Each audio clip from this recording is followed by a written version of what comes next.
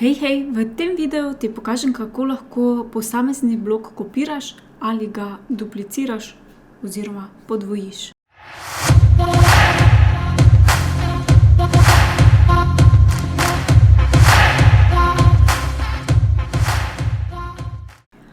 Včasih se zgodi, da imaš recimo na spletni strani nek blok, ki je že perfekt oblikovan, točno to, kot želiš, da bi bil, ali še enkrat ta blok podvojen na tej strani, ki je že, ali pa na čisto drugi strani, ali celo blok prispevkov.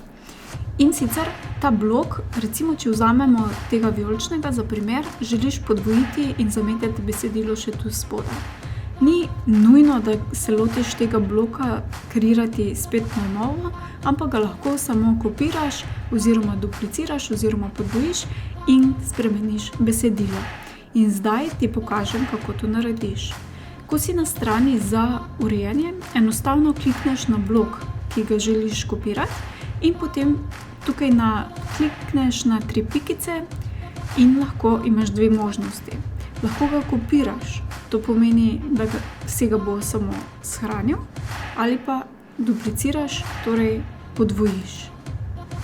In ko klikneš na podvoj oziroma duplicate, se ti ustvari še en blok, ki ga lahko enostavno po želji spremeniš, urediš in potem ga, mogoče še prestaviš nižje, kjer ga želiš imeti.